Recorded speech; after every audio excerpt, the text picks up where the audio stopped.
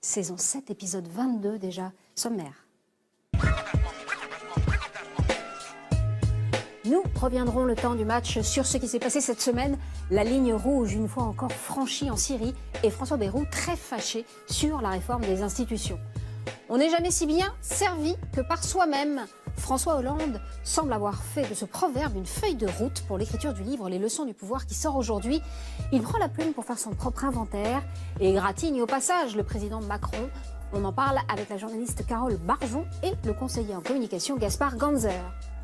En quelques mois, Guillaume Pelletier a su s'imposer dans le trio de tête des Républicains. Le député, patron des Populaires, a une ambition, réformer la droite. Vaste programme, lui rétorqueront peut-être Zemmour et Nolot, il sera sur notre plateau. Pour parler de la contre-offensive médiatique d'Emmanuel Macron face à la contestation sociale, Thomas Guénolé nous rejoindra et il s'y connaît. Le politologue insoumis a notamment travaillé sur le taux d'exposition médiatique du président et il en a des choses à dire. La laïcité n'a pas pour fonction de nier le spirituel, a affirmé le président devant la conférence des évêques de France, en s'employant à resserrer les liens entre les catholiques et la République. À gauche, c'est le tollé, on en parle avec Jean-Pierre Mignard et Laurent Bouvet. Et puis il y aura aussi bien sûr les carnets secrets d'Alba Ventura et la super semaine de Sandrine Farouche. Bonsoir monsieur, bonsoir Zemmour. Alors une petite mise au point, Zemmour d'abord. Les gens par grappe nous demandent, nous interpellent sur les réseaux pour nous demander si vous avez des comptes, un compte Twitter. Oui, là vous avez vos deux petites rides d'incompréhension, comme George Bush à la maternelle quand on lui apprend qu'il y a un avion qui est rentré dans les trous. Alors, est-ce que vous avez une fois pour toutes un compte Twitter ou Facebook ou je ne sais quoi? Et pourquoi vous n'en avez pas? Ah, donc vous connaissez déjà la réponse. Oui. Donc je n'en ai pas. Oui, on essaie de gagner un peu de temps, parce que c'est un peu long. Non, je ne serai pas long du tout. Je n'en ai pas. Ouais, je ne peux pas être plus long. Et pourquoi? Et pourquoi alors? Parce que d'abord, je n'aurai pas le temps de m'en occuper et que j'ai pas envie, j'ai pas envie de m'exprimer comme ça à tout bout de champ sur tous les sujets. Vous préférez vous exprimer ici? Mais je m'exprime déjà assez. J'ai RTL, j'ai le Figaro. Non, mais c'est vrai. Et vous avez ici. J'ai de la chance d'avoir des relais et Je suis d'accord avec Zemmour, il s'exprime déjà assez. Ça nous fait un point d'accord. Alors, une petite courriel, justement, d'un ami, de Rémi, qui vous dit: messieurs, chers Éric, dimanche, Emmanuel Macron sera interviewé par Edoui Plenel. D'après vous, lequel tend un piège à l'autre? C'est rapide parce qu'on va en reparler après avec Thomas Guénolé notamment. Non, mais c'est un bel affichage de part et d'autre. Et puis moi, je trouve que c'est un exercice démocratique utile. Mais est-ce qu'il faut à chaque fois tout présenter sous la forme d'arrière-pensée, qu'il y a un double fond? Moi, je trouve que c'est une démarche très intéressante. D'habitude, quand c'est des journalistes un peu attitrés, on le reproche. Donc là, il faudrait faire le reproche inverse parce que c'est Plenel et Bourdin. Moi, je suis curieux de l'exercice. Voilà. Ça vous plaît, vous, Zemmour? J'aurais préféré que ça soit Zemmour et Nolot, c'est tout. Oui, c'est vrai. Voilà. Ça aurait été bien avec vous. Ça m'amuse beaucoup. Je pense que moi, à chaque fois que je suis face à Plenel, le thermomètre monte. À tel point qu'il ne veut plus venir ici, je vous signale. Ça, c'est son problème. Hein. Merci, c'est exactement ce que j'allais dire. Bravo. Ça prouve qu'il a jeté l'éponge, comme on dit en boxe. Maintenant, on verra bien l'échange entre lui et Macron. Je pense qu'ils ont beaucoup plus de points d'accord qu'on ne le croit et qu'on ne le dit. On va en parler tout à l'heure. Allez, messieurs, je rappelle, réseaux sociaux toujours, que vos amis et tous vos ennemis peuvent réagir sur les réseaux sociaux avec le mot dièse ZNPP. C'est maintenant l'heure du match.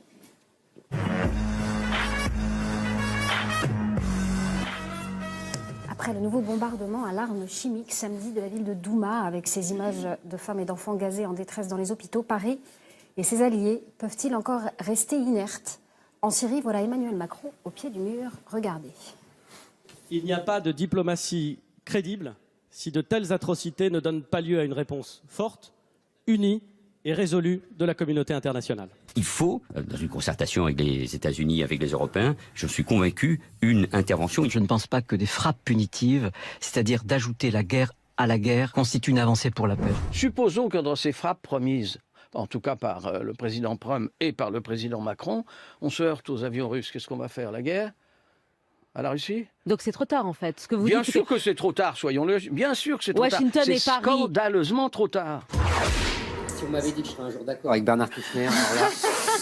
C'est un jour historique. Là. Tu vieillis, De Zemmour, ma tu vie, vieillis. je n'ai jamais été d'accord avec Bernard Kouchner. Oui, c'est vrai. Même Ça, si c'est on- extraordinaire. ouais. Là, ça, je dois dire que là... Non, mais si on élargit la perspective, on s'aperçoit que la France, sur le dossier syrien, a toujours agi à contretemps. C'est-à-dire qu'on s'est exclu du jeu diplomatique quand le jeu diplomatique avait encore un sens, et puis on a été en pointe pour une intervention militaire en 2013, et puis on a été lâché en race campagne par les alliés anglais et américains, et donc on a abandonné. Donc on a eu tout faux dans le dossier syrien, on n'est pas les seuls, et ça donne la situation qu'on connaît aujourd'hui. Donc qu'est-ce qu'on peut faire encore? On peut encore sauver notre honneur et sauver peut-être quelques Syriens au passage. Sauver notre honneur, la première manière de le faire, c'est en effet de respecter la parole présidentielle. Devant Poutine, en plus, Macron a dit que la prochaine fois qu'il y aurait des attaques chimiques avérées, il y aurait une riposte militaire française.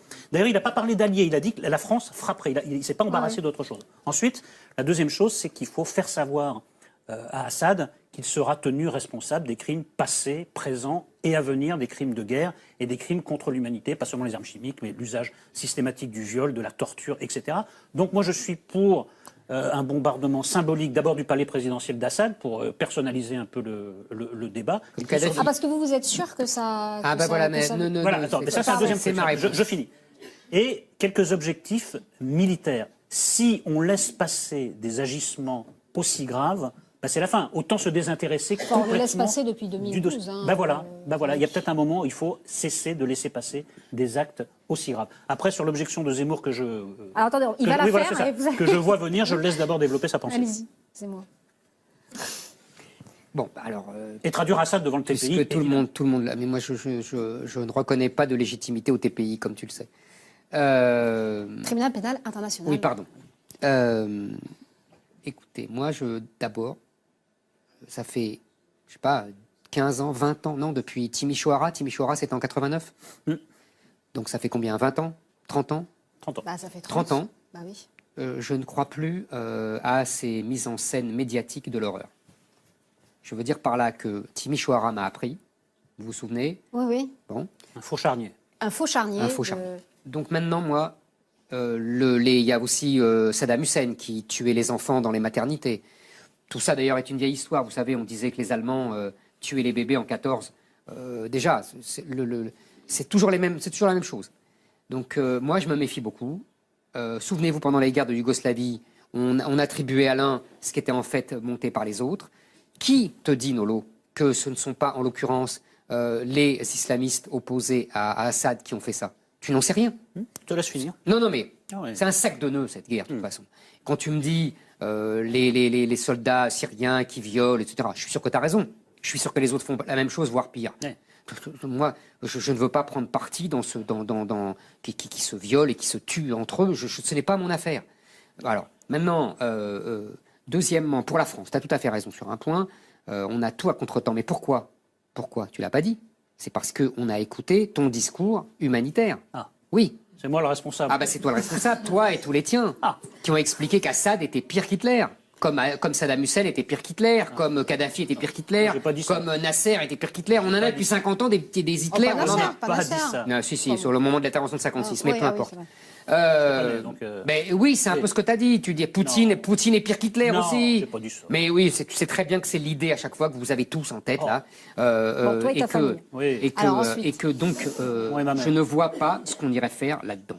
Alors maintenant, il va envoyer 3 rafales, on va balancer 3 bombes, tout ça va être ridicule, ne sert à rien. Et comme l'a dit très pertinemment Kouchner, je disais donc c'est la première fois de ma vie On va encadrer que je cette suis d'accord phrase. avec Kouchner, on ne pourra le faire que parce que les avions russes gentiment regarderont ailleurs.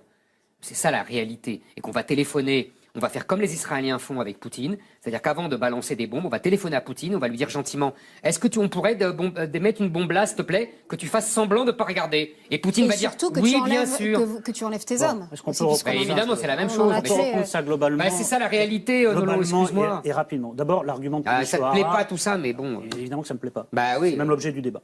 L'argument de Timișoara bidonné, c'est intellectuellement zéro. C'est-à-dire, il y a eu un Ah bidonnage une fois, donc tout est bidonné. Non, donc zéro. J'en ai Si, cité d'autres. La Yougoslavie, l'Irak, tout ça, c'est Il y a des c'est gens du sur bidon. place, c'est documenté. Les attaques chimiques sont documentées. Mais Première chose. qui a balancé les bombes, t'en sais rien. D'accord. Deuxième chose, moi je trouve qu'il y a une seule manière d'ajouter l'horreur à l'horreur, l'ignominie à l'ignominie, c'est tous ces discours complotiste et même négationniste qui se développe. C'est-à-dire, les victimes ne sont pas des victimes, tout ça c'est bidon, tout ça c'est des mises en scène. Moi, je trouve ça indigne. Évidemment, toi, tu n'es pas un humaniste. Oui. Voilà. Moi, je suis un humaniste. Donc, moi, je pense aux grand individus. Grand bien te fasse. Quand des gens, des enfants, des femmes, des civils sont gazés, agonisent devant les yeux, toi, tu peux me dire, j'en ai rien à foutre à l'échelle de l'histoire, c'est pas mon problème. Moi, c'est mon problème. En tant qu'humaniste. Mais tu as raison, c'est le fond de l'affaire. Voilà, exactement. Moi, j'essaie de sauver de l'homme ce qui peut être sauvé de l'homme. En te lavant les mains, toi, tu fais le contraire. Et en te référant à je ne sais quelle théorie complotiste, tu aggraves encore. Je me réfère à aucune théorie complotiste, des faits, Timisoara, l'Irak, tout ça, c'était du baratin. Les guerres de Yougoslavie. Non, il y a eu 2 cas de baratin et tu as 500 cas avérés, comme les cas de torture ou de viol systématique. Tout ça est documenté. Mais tu peux pas tout balancer à la mer. Et tu crois que Daesh en face, c'était des. Moi, je ne compte ils pas se sur battaient avec Daesh. des fleurs. Mais je ne compte pas sur Daesh, moi. Mais alors, c'est la guerre. Je ne compte pas sur Daesh et je ne soutiens pas Daesh. C'est la guerre entre vous aussi. Heureusement, sur une... C'est l'heure du second match, messieurs. Oui, je crois qu'il est temps. Il est temps, oui. Réforme des institutions. François Bayrou prépare la riposte. Partisan d'une proportionnelle à 25%, le président du MoDem n'a pas obtenu gain de cause. Alors, Nolo, est-ce qu'Emmanuel Macron a désavoué son ancien soutien, François Bayrou? Moi, j'inverserais le raisonnement, la question. Je dirais que Bayrou est au macronisme, parce que Dindon est à la farce. C'est-à-dire qu'il y a un peu plus d'1 an, il faisait basculer le sort de l'élection présidentielle en soutenant Macron. Moi, je pense que ça a été la clé de tout. Et ensuite, tout allait bien. Il était même considéré comme une sorte de vice-président. Il avait un statut tout à fait à part. Il était à la fois ministre et vice-président. Ensuite, l'adage selon lequel la roche tarpéienne est proche du Capitole s'est vérifié. Il y a d'abord eu des élections où la République En Marche a eu la majorité absolue. Donc, l'importance de Bayrou est très, très relativisée. Il s'est fait éjecter du gouvernement au nom de l'exemplarité. Et maintenant, ce qui était quand même la base de son accord, parce que c'est ça qui fait le nœud de l'affaire, sa base de son accord avec Macron, c'est-à-dire la réforme institutionnelle, est jeté aux orties. Il a pesé de tout son poids auprès de Macron, je parle de Bayrou, il n'a pas été écouté. Donc effectivement, il a de quoi être amer parce qu'il s'est fait rouler dans la farine.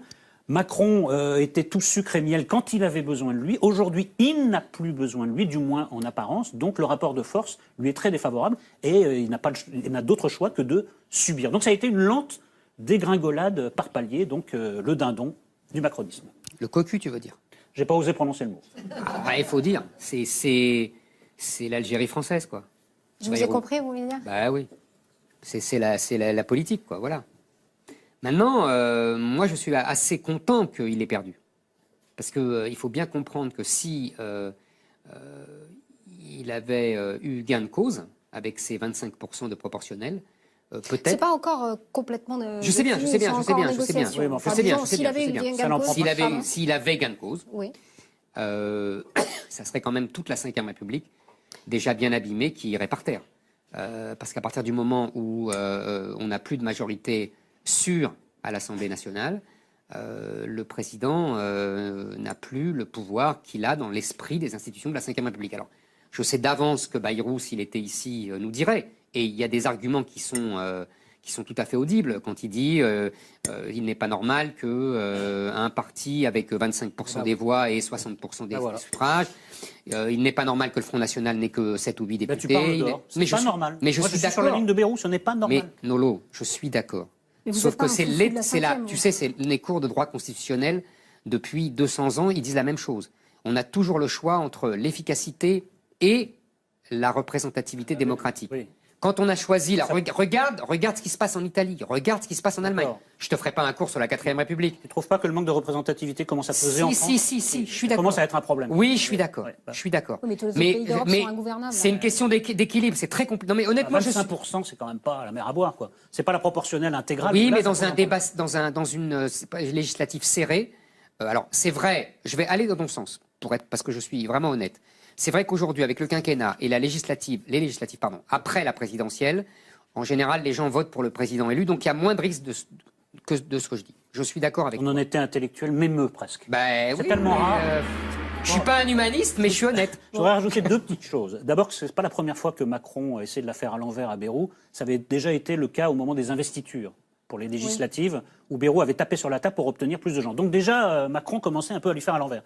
Ensuite, je pense qu'il y a un mauvais calcul de la part de Macron. Certes, il n'a pas besoin de Bayrou et du MoDem d'un point de vue parlementaire, il a une majorité solide, mais déjà que son socle électoral n'est pas très large, je trouve qu'il le restreint encore en se mettant Bayrou à dos. Moi, je Il sais ne se le pas met si pas à dos, il a ses électeurs. Oui, mais enfin, je ne sais pas si c'est une bonne... C'est pas la 4e, justement, hein. On n'est pas sous la 4e, D'accord, justement. mais on voit bien que là, dans sa volonté de faire passer certaines réformes, il se heurte à l'étroitesse de son socle électoral. Je trouve que ça le rend encore plus étroit. Voilà ce que j'avais à ajouter. Bon, n'ajoutez rien parce que vous êtes pratiquement à égalité. Donc on va... Je t'accorde 15 secondes, vas-y. Non. Fais une déclaration solennelle. C'est maintenant l'heure de notre débat d'actu.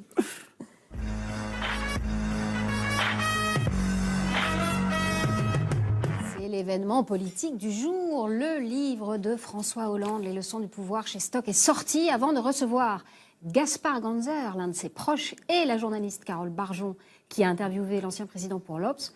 Regardez, François Hollande était dès hier soir l'invité du 20h de France 2. Cesser par une décision de renonciation d'être président, oui, c'est douloureux, mais c'était mon devoir. J'ai fait ce sacrifice. Je l'ai fait. Vous dites que c'est un sacrifice. Oui, je l'ai fait en connaissance de cause. Parce que j'aurais pu mettre mon intérêt personnel. J'aurais pu avoir cette obsession d'être candidat pour être candidat, quelles que soient les conséquences. Et à un moment, j'ai pensé, parce que j'étais président de la République, que j'avais un devoir supérieur. Et vous rappelez que Emmanuel Macron ne vous a pas battu, que ce n'était pas un rival. Vous auriez pu le battre, vous, à cette élection? J'aurais pu, mais je ne l'ai pas voulu. Parce que qu'est-ce que ça aurait donné? C'était pas moi qui aurais gagné, c'était pas lui qui aurait gagné. Et aujourd'hui, on aurait un président de la République qui mènerait une politique encore plus dure que celle qui est aujourd'hui. Qui est déjà très dure, c'est ça? Qui est difficile. Alors qu'à mon avis, les conditions économiques ne devraient pas permettre qu'elles le soient pour beaucoup de Français. C'est Carole Barjon et Gaspard Ganzer.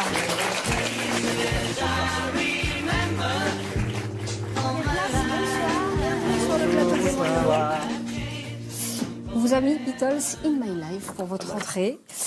Bonsoir Carole Barjon. Vous êtes chef du service politique de l'Obs et auteur de l'interview parue ce matin. Bonsoir Gaspard Ganzer. Bonsoir. Vous faites partie de la fameuse promotion Cédar Sangor de l'ENA. Vos amis y étaient Mathias Vichra, numéro 2 de la SNCF, dont on parle beaucoup en ce moment, et Emmanuel Macron, dont on parle aussi un peu en ce moment. Vous avez été chef du pôle communication à la présidence de la République française de 2014 à 2017. Vous avez écrit « La politique est un sport de combat » chez Fayard, ce que confirment les amis tous les mercredis soirs. Et vous avez créé votre propre agence de communication en 2017. Vous êtes l'un des très rares à avoir eu accès aux épreuves du livre de François Hollande. N'est-ce pas? C'est vrai. Alba nous a rejoint. Bonsoir Alors, à tous. Alba, que peut-on lire dans ce livre du président Hollande? Écoutez, il y a beaucoup de choses dans le livre du président Hollande, mais on va s'attacher aux extraits lorsque le président Hollande règle ses comptes avec Emmanuel Macron. Alors d'abord, première uppercut, il n'est pas de gauche. Macron, je cite, Emmanuel Macron ne s'inscrit pas dans l'histoire de la gauche, pas davantage dans celle de la social-démocratie, ni même dans une recomposition. Il est à son compte, il a créé une entreprise, il entend la mener le plus loin possible. Voilà ce que dit François Hollande. François Hollande qui ne reprend pas à son compte l'expression président des riches, mais il écrit aujourd'hui ce sont les très riches qui bénéficient de la croissance et des faveurs fiscales. Alors, est-ce qu'il ne l'aurait pas trahi un peu? Alors, il n'emploie pas le mot trahison, François Hollande, dans son livre. Mais enfin, franchement, quand on lit entre les lignes, il dit trahison et il dit surtout menteur. François Hollande relate le SMS de Macron au moment du meeting de la Mutualité. Vous savez, alors que les rumeurs vont bon train sur une éventuelle démission et éventuelle candidature d'Emmanuel Macron. Je l'exhorte à démentir au plus vite la rumeur. Sa réponse est nette. Il n'y aurait que de la malveillance grotesque, bise, quand même le bise. Mais à la Mutualité, en présence d'une foule qui scande des Macron présidents, il s'écrie « Plus rien n'arrêtera le mouvement de l'espoir, nous le porterons ensemble jusqu'en 2017 et jusqu'à la victoire ». Ça, c'est ce que s'écrit Emmanuel Macron. Effectivement, le doute n'est plus permis, dit François Hollande. Alors François Hollande dit aussi, en reprenant les propos d'Emmanuel Macron, qu'il a été élu par effraction. Oui, que la compétition n'a pas été livrée au grand jour. Selon Hollande, Macron n'aurait pas assumé franchement de le défier. Hollande dit ceci, « Je sais d'où je viens, à quelle histoire j'appartiens et quelles valeurs je défends. D'autres croient que dans le ciel ne luit qu'une seule étoile, la leur, que tout est affaire de chance et de circonstances et qu'ils ne sont liés à rien ni personne. » Coucou Macron, encore une fois. Macron, il est dans tous les chapitres, je voulais dire. « J'ai toujours admis la compétition politique, dit François Hollande, mais je pense qu'elle doit se livrer au grand jour. Et convenons que ce ne fut pas le cas. Président, j'ai été celui de tous les Français, mais je n'ai cessé de me situer dans un camp, celui du progrès. C'est ce qu'il a été appelé l'ancien monde. C'est le mien. il a de l'avenir. Et François Hollande pense que les choses auraient pu se passer autrement. Alors c'est ça, il pense que l'élection de Macron doit beaucoup à un jeu de destin. En fait, François Hollande estime qu'à quelques semaines près, avec l'affaire Fillon, il aurait pu fédérer la gauche et qu'il n'y aurait pas eu de place pour l'aventure féerique d'Emmanuel Macron. L'ancien président redit que son bilan est bon, il s'attribue la relance de la croissance et la baisse du chômage. Comme il dit, un président travaille toujours pour son successeur et il hérite de son prédécesseur. Sachez enfin que François Hollande entend toujours faire de la politique. Même quand on ne brigue pas de fonction élective, quitter l'Élysée n'est pas renoncer. Faire de la politique n'est pas forcément solliciter les suffrages. Diriger un parti ou préparer des échéances, ma vie nouvelle me laisse libre de défendre au plus profond de moi-même ce que je crois. Alors, la partie, bien sûr, qui intéresse le plus Éric Zemmour, c'est la partie vie privée. Voilà. J'ai fait un petit clin d'œil people special Éric Zemmour. Julie Gaillet est entrée dans ma vie. Le choc fut rude pour Valérie Trierweiler, oui, c'est ce qu'il écrit, François Hollande. Valérie en fut profondément meurtrie. Plus tard, dans un livre dont le succès fut retentissant, elle mit au jour ses blessures et exprima avec ses mots ce qu'elle avait vécu. Ils m'ont fait mal. C'était sans doute son intention. Nous avons mis du temps pour échanger de nouveau. Je peux le dire aujourd'hui, dit François Hollande, la tendre et délicate attention de Julie a été, durant ces 3 dernières années, un inestimable soutien. Ouh, je vous vois verser une petite larme. Oui, bien sûr.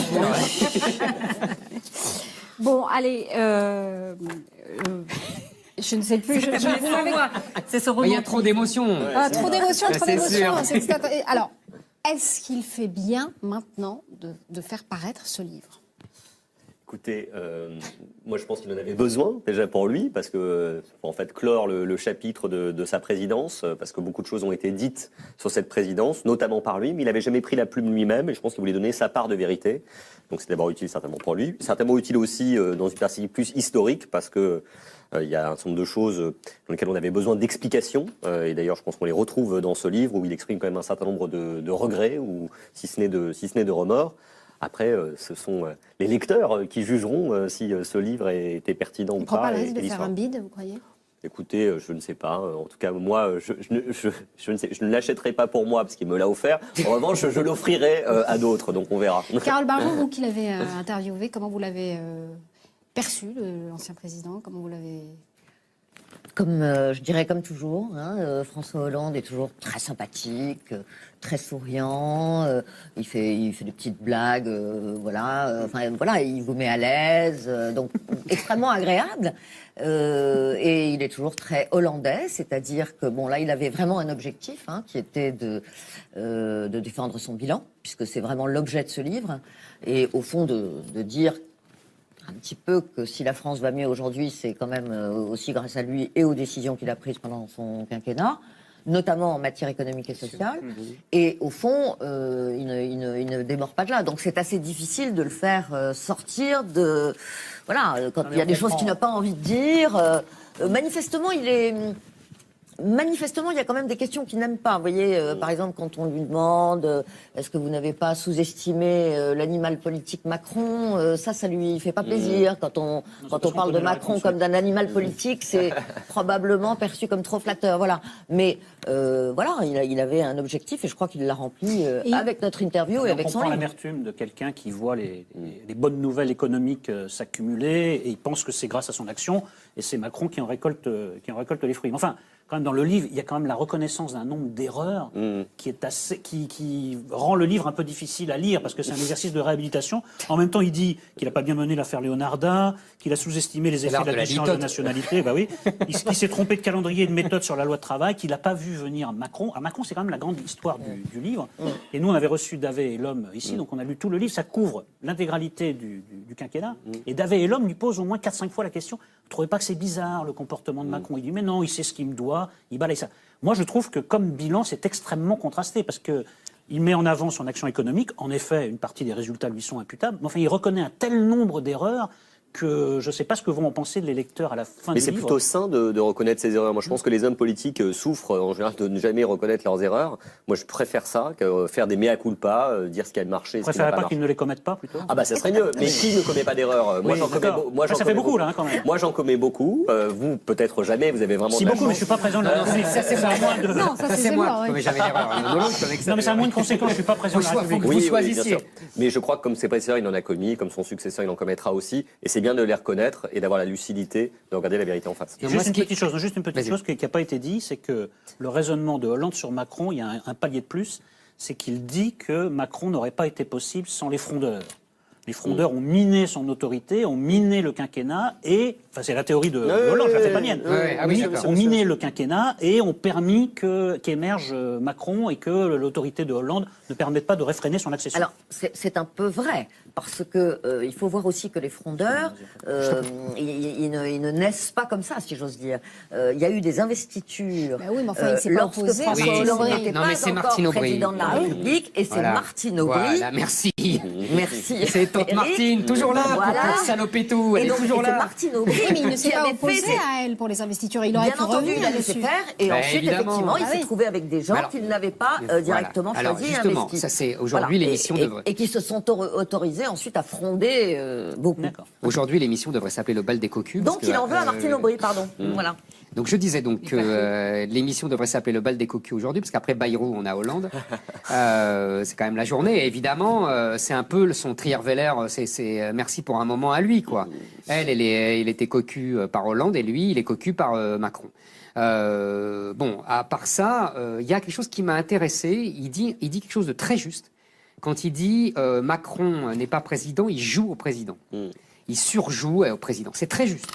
Sauf que il ne s'interroge pas pourquoi Macron est obligé de faire ça. Il est obligé de jouer au président parce que Hollande n'a jamais été président. C'est un vrai problème. On a eu deux types successivement, Sarko et Hollande, qui n'ont jamais été présidents. Sarko était De Funès et Hollande. Non mais c'est vrai, Sarko c'était De Funès à l'Élysée et Hollande c'est Bourvil à l'Élysée. On n'a jamais eu de président. Depuis Mitterrand, on n'a plus de président. Donc Macron surjoue, ça c'est très vrai, en acteur. Et il en fait des tonnes, parfois souvent trop, Hollande a raison, mais il faut se demander pourquoi. Et alors, maintenant, deuxième chose... Il faut dire qu'il a été aux premières loges, Macron. Évidemment. Ce qu'il ne fallait pas évidemment. Il surjoue. Oui, il en fait des tonnes maintenant pour rattraper le coup. Il joue au monarque, vraiment. Et maintenant, deuxième chose, moi, ce qui m'amuse beaucoup, il y a une justice immanente. Les socialistes ont imposé le quinquennat avec l'alliance de Giscard à l'époque pour faire la peau de Chirac. Et le résultat, c'est que s'ils avaient gardé le septennat, c'est Hollande qui aurait bénéficié des résultats économiques. Parce qu'il a tout à fait raison là-dessus. Il a tout à fait raison là-dessus. C'est lui qui a fait le travail. Et c'est Macron qui aujourd'hui, qui en vérité fait exactement la même politique que Hollande. Exactement la même. Et qui continue et qui va récolter les mérites en fait, qui doit au travail de Hollande. Est-ce que la différence, c'est pas que Macron a annoncé les choses et que François Hollande n'a pas annoncé tout ce qu'il allait faire Finalement, la loi El Khomri, elle est tombée un peu comme ça du ciel, et il le reconnaît. Non, mais les promesses, c'est important, Éric, en politique, non? Non. Les promesses n'engagent que ceux qui les écoutent. J'ai été élevé par Pasqua. Gaspard Gonzor, vous qui avez bien connu Emmanuel Macron, vous ne l'avez pas vu arriver non plus, vous? Je pouvais, comme tout le monde ou la plupart des gens, j'ai pas pu imaginer que, sans avoir jamais été élu, il pourrait être élu président de la République. Vous ne croyez pas que même lui, au départ, ne l'a pas Je pense que lui-même, qui est très audacieux, joueur, a d'abord joué et tenté sa chance. Après, il a su la saisir quand elle s'est présentée. Donc moi, pas plus qu'un autre, je ne l'ai pas vu venir. Pour vous, c'est une trahison? Humainement, je pense que ça a quand même été assez rude. Moi, il est incontestable que Emmanuel Macron a manqué à François Hollande à un moment donné. Après, en politique, je pense qu'il ne faut pas avoir de sentiments. Humainement, ça a été plus dur, à mon avis, à ressentir. Parce que c'est ce qui se transparaît dans le bouquin de Hollande. Mais Gonzère, Hollande n'a pas d'affect, il faut arrêter avec ça. Je crois que c'est pas agréable quand même. Là, vous vous trompez, je pense. Mais il s'est fait avoir, c'est pas agréable. Parce que c'est son orgueil. Mais il n'a aucun affect, ce type. Je pense qu'il y avait un attachement. Je pense qu'il y avait un attachement pour Emmanuel Macron et que il l'a pas vu venir et il n'en revient toujours pas de s'être fait dérober sa montre. Quand Emmanuel Macron vient lui dire « je vais monter mon mouvement », personne se dit « tiens, il y a un truc bizarre ». Bien sûr que si. Vous avez été un de ses meilleurs amis. Vous êtes fidèle à François Hollande. Donc vous êtes vraiment entre les deux. Donc vous avez bien vu des choses qui... Non mais on se disait qu'on voyait bien où il voulait aller. Après, on pensait pas que ça serait possible. Vous voyez ce que je veux dire? À un moment donné, ça faut être honnête avec lui. Personne ne pensait ça. Et ça a été sa force d'ailleurs. Bien sûr. Il y a Manuel Valls, quand même, qui prévient Hollande. Et qui a bien aidé Emmanuel Macron, en fait. Qui essaie de le mettre en garde. Pourquoi ensuite... Mais Carole, souviens-toi, Pasqua avec Balladur, c'était la même chose. Pasqua a passé des heures à expliquer à Chirac que Balladur irait contre lui. Et Chirac lui disait « Mais pas du tout, il sait ce qu'il me doit. » Jamais de la vie. On a toujours du mal à y croire. Mais oui. Alors, c'est pour ça qu'il y a peut-être aussi un peu un péché de présomption. Oui, souvent, absolument. Chez les hommes politiques. C'est pour ça que je dis, il n'a pas d'affect, c'est son orgueil qui est touché. Parce que moi, ce qui me frappe aussi chez François Hollande, même si, il faut le reconnaître, personne ne pouvait penser que Macron et lui-même y arriveraient comme ça. Mais tout de même, François Hollande, quand il arrive, quand il s'installe à l'Élysée, il pense qu'il va y avoir une sorte de choc de confiance. Il ne faut pas oublier ça. Et c'est un peu présomptueux quand même. Et moi, je crois que là, il se passe un peu la même chose avec Emmanuel Macron, c'est-à-dire qu'il le sous-estime d'une certaine façon. C'est un peu le lot de tous les numéros 1 et de tous ceux qui sont arrivés au pouvoir suprême. Ils ont un peu tendance à sous-estimer les autres, en fait. Quand vous dites que Manuel Valls l'avait prévenu, il lui a dit attention, il va te tailler des croupières ou il va. Oui, bien sûr. Bien sûr. Il n'était pas le seul, d'ailleurs. Mais il lui disait ça, évidemment, aussi pour le protéger lui, mais pour se protéger lui-même aussi. Comme il avait les mêmes idées, il les voyait mieux chez Macron. Voilà, c'est exactement ça. Normal. Mais il y a un autre. Ils ne sont pas d'accord sur tout le syndrome laïcité et compagnie. Il y a un vrai désaccord entre Valls et Macron. Et d'ailleurs, ça va être le sujet. C'est très intéressant. Mais il y a un autre enjeu au livre, c'est que François Hollande essaie désespérément de défendre la social-démocratie. En fait, il essaie de récupérer ce qui est son créneau en disant Macron s'en est débarrassé, maintenant c'est la libérale-démocratie. Donc il définit son créneau quand même, ce qui peut être encore défendu et peut-être ce qui peut servir de base idéologique. Alors je suis 1000 fois d'accord avec toi. Parce que effectivement, la grande différence, c'est la même politique, mais il y a une grande différence. Je suis tout à fait d'accord avec toi. Hollande, son parti, c'est la social-démocratie, c'est le PS. Macron, son parti, c'est la haute fonction publique. Son parti politique, c'est l'inspection des finances et voire le Conseil d'État. C'est ça. Non, mais c'est vrai, mais il le sait mieux que moi. C'est une évidence. Tandis qu'Hollande, c'est vraiment devenu un type du PS. Quoi. On est d'accord là-dessus. Alors qu'ils ont le même parcours académique de départ. C'est ça qui est intéressant. Mais ils n'ont pas la même vie après. Vous savez, les Français détestent les énarques, ils passent leur vie à les mettre à l'Élysée. Exactement. Mais je pense que François Hollande a raison là-dessus. Parce que, au fond, c'est vrai que le PS est en piteux état, que la gauche de la gauche est très puissante, en tout cas dans l'électorat. Mais là où François Hollande, à mon avis, a raison, c'est que du côté de Macron, les électeurs, ce qu'on appelait autrefois la deuxième gauche, et ce qu'on peut résumer aussi par la social-démocratie, il y a peut-être des électeurs qui sont un peu frustrés par Macron. Alors là, moi, je ne suis pas d'accord avec toi. Qui demandent peut-être un tout petit peu plus de justice sociale. Et il y a un espace politique peut-être à occuper à gauche de Macron qui n'est pas alors, est-ce que c'est le but la de la gauche manœuvre radicale. Est-ce que et c'est je pense que incarner cet François espace Hollande, c'est ça aussi le message qu'il essaie de faire passer. Alors, pardonnez-moi, je ne suis absolument Est-ce que pas c'est d'accord. réalisable, oui. Je pense que la social-démocratie est morte. Elle est morte. C'est terminé. La mondialisation l'a tuée. Il ne faut plus parler de la social-démocratie. La social-démocratie, on va en reparler tout à l'heure. Non, mais ça ne s'appelle pas la social-démocratie.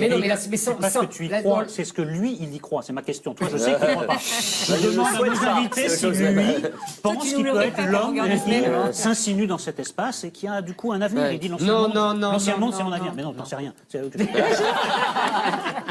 Vous pensez que c'est ça la thèse? Non, je pense que la thèse de François Hollande, c'est que les idées politiques ne meurent pas. Et donc il défend les siennes.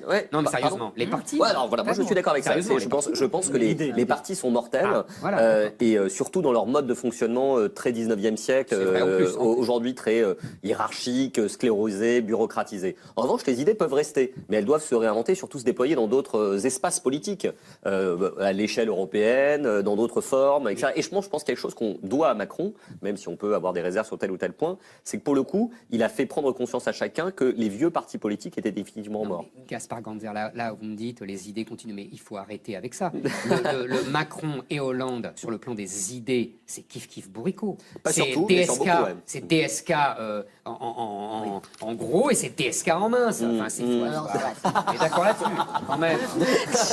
C'est très en forme ce soir. On avait dit pas le physique.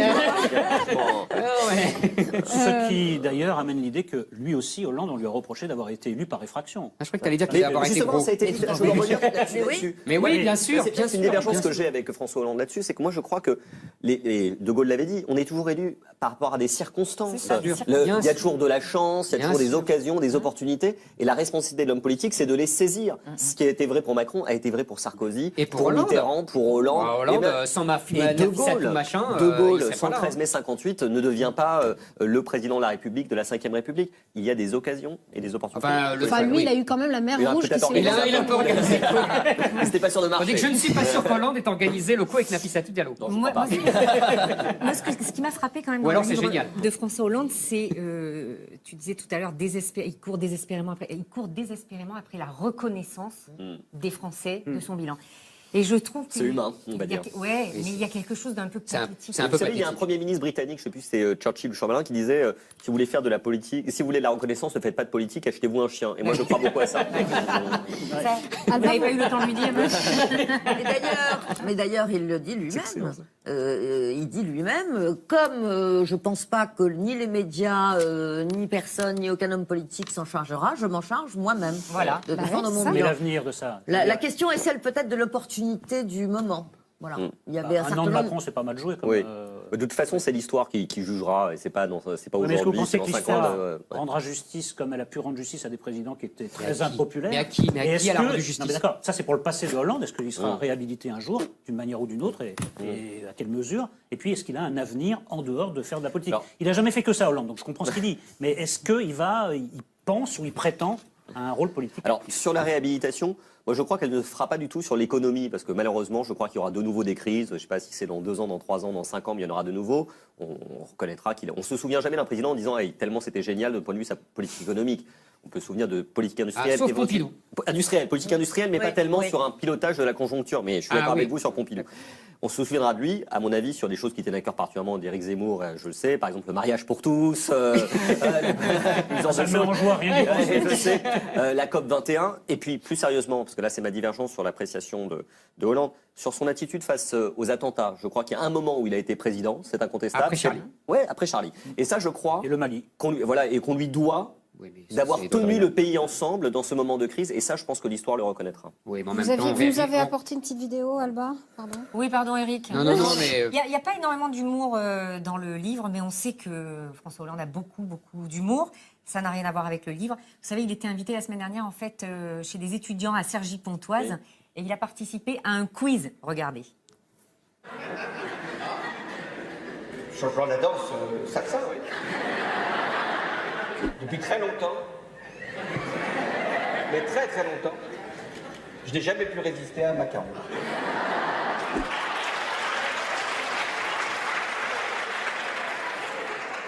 Je n'ai pas besoin de répondre. Joker? Ah non, pas de joker du tout, non, scooter, bien sûr. Vous regardez avec beaucoup de tendresse. Oui, non, Oui. quand même avec lui. Ah, je dois reconnaître qu'on peut lui reprocher beaucoup de choses, mais pas de ne pas avoir d'humour. Et c'est vrai que j'ai passé 3 ans parfois difficiles à l'Élysée parce que les épreuves ont été nombreuses, mais on a quand même réussi à rire quasiment tous les jours. Alors pour les deux spécialistes en com que vous êtes l'un et l'autre, on en parlera tout à l'heure avec Thomas Guénolé et Guillaume Pelletier, mais demain, donc, le président Macron fait le JT de Jean-Pierre Pernaut à 13h depuis un petit village. Et puis ensuite, il fait BFM et Mediapart avec Jean-Jacques Bourdin et Louis Plenel, c'est-à-dire la France rurale, retraitée, et puis la France CSP+. Est-ce que c'est pas un peu gros comme ficelle de com? Bon, en tout cas, on comprend assez bien ce qu'il veut faire. Quoi. Donc, le fait que ça soit immédiatement lisible peut poser question. Après, ce qui compte, j'allais vous dire, c'est le résultat. Moi, je m'attache assez peu dans ce genre de cas au vecteur. J'attends de voir ce qu'il va dire, le son plus que l'image en l'occurrence. Et ça fait quand même longtemps qu'il n'a pas parlé de cette façon-là.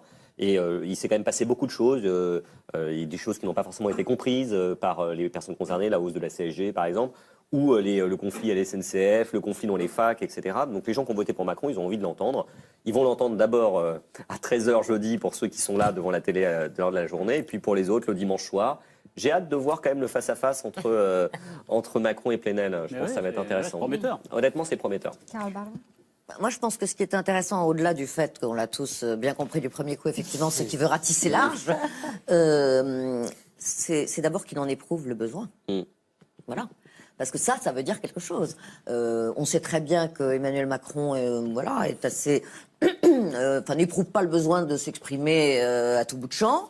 Là, manifestement, les études de sondage le montrent, il y a un problème du côté des retraités qui n'ont pas du tout compris cette hausse de la CSG. Il y a un problème dans l'électorat des employés un peu populaires, etc. Donc là, il va au charbon, parce que peut-être qu'il sent qu'il y a un petit début de feu. D'accord. Eh ben merci pour rester avec nous, car voici Sandrine Saroche. Alors...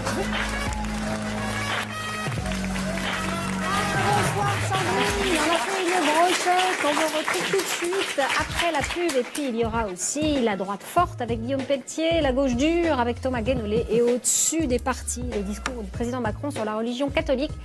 Alba Ventura, vous reviendrez pour la suite de vos carnets. À tout de suite.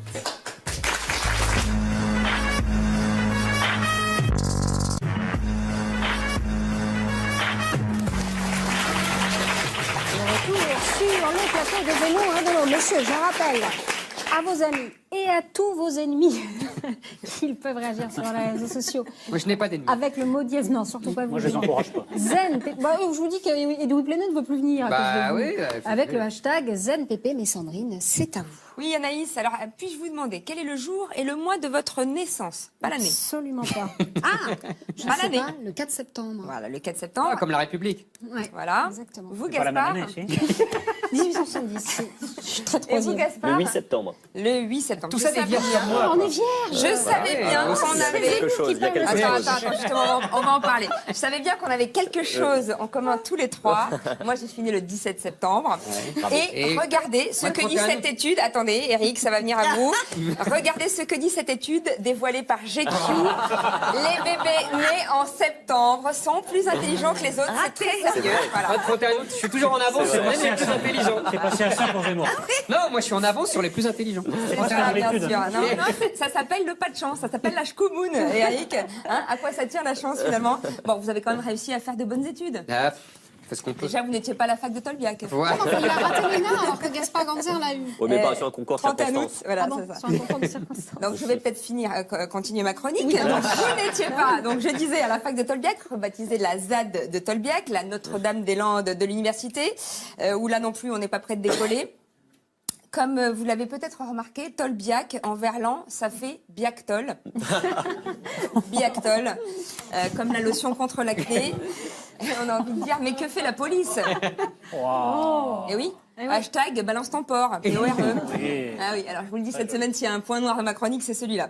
Ça fait 3 semaines que là-bas, c'est la guerre des boutons et qu'ils n'arrivent pas à les faire sortir, ils vont finir par s'enquister. Et là, ça va faire un mal de chien. Alors lui, c'est le chien Guevara. Je ne sais pas si on le voit, le chien Guevara. Il a même un compte Twitter avec 22 000 followers. Mais je ne pense pas que ce soit lui qui écrive. Hein.